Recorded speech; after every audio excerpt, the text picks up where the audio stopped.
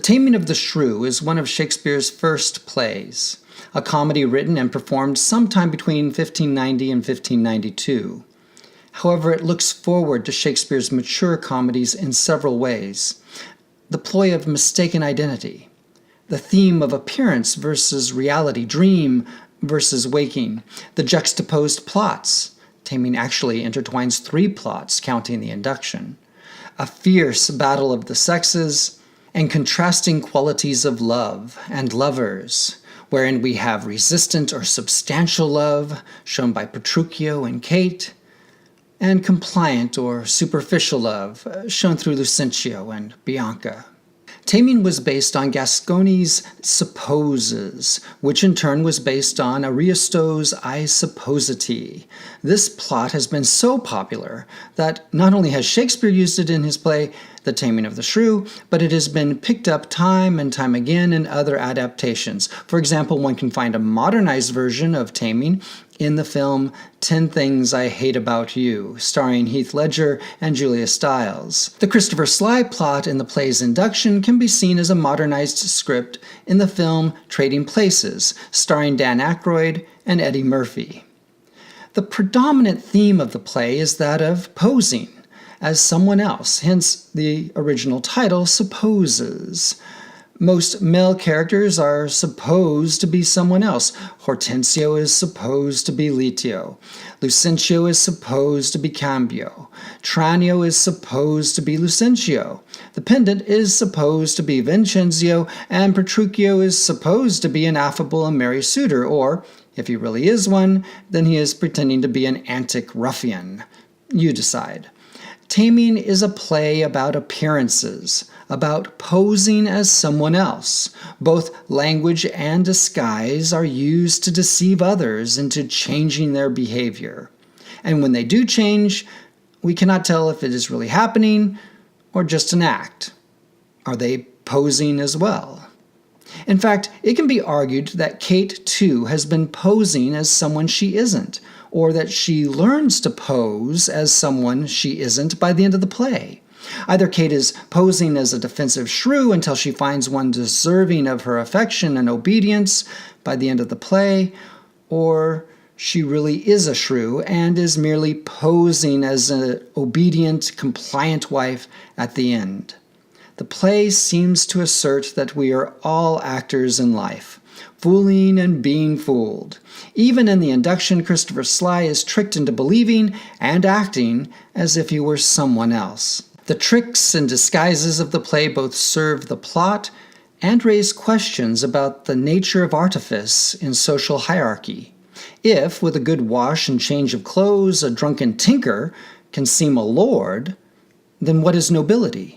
Is there really anything inherently noble about it? And if a servant can seem a proper suitor for a noblewoman, as Tranio disguises himself to be his master Lucentio, then what is the moral basis for social hierarchy at all? Why can't servants marry their masters or mistresses? What is the basis for social hierarchy? In Taming, therefore, social distinction becomes arbitrary and capricious.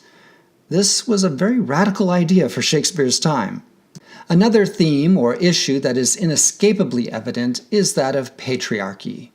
Authority in the Renaissance family rested with the father. Wives had authority over children and servants, but they were to yield to their husbands. According to the Homily of the State of Matrimony, a widely disseminated sermon of the time, St. Paul expresseth it in this form of words: Let women be subject to their husbands, as to the Lord. For the husband is the head of the woman, as Christ is the head of the church. Here you understand that God commanded that ye should acknowledge the authority of the husband, and refer to him the honor of obedience. As God was the father to all creation and the monarch to the state, so was the father to the household. This comparison between the marriage contract and the social contract was useful to both political and domestic theorists because it was irreversible and protected both royalty and patriarchy from the liberal threats of political and social reform. In this play, Shakespeare illustrates the tremendous power of the husband over the wife And indeed, Kate's final speech at the end of the play is a rallying cry to uphold the Christian ideal of patriarchy. However, Shakespeare also illustrates how patriarchy depends greatly on the character of men and on the women to whom they are married. For only one of the three women comes when their husbands call for them at the end of the play. Likewise, Shakespeare illustrates the power of patriarchy given to fathers in deciding marriages, but simultaneously shows how children can circumvent that power when Bianca secretly marries Lucentio. Thus, patriarchy is upheld in this play, but also has clear conditions placed upon it. Arranged marriage is an issue that cannot be ignored in this play. In Renaissance England, marriage was part of a system of inheritance and economics so ingrained and pervasive that the emotional affections or physical desires of a man and woman diminished in importance. Once a marriage was agreed on, certain fiscal transactions took place. The bride's family promised to give the married couple a dowry made up of property, valuables, and cash. This bride's portion was paid at the time of the wedding or soon after, occasionally in installments. The groom's family agreed to provide the couple with money to live on, to specify exactly what the groom would inherit at his father's death, and to guarantee a dower, the parallel term to a dowry, the sum that the bride would inherit should the groom die before her.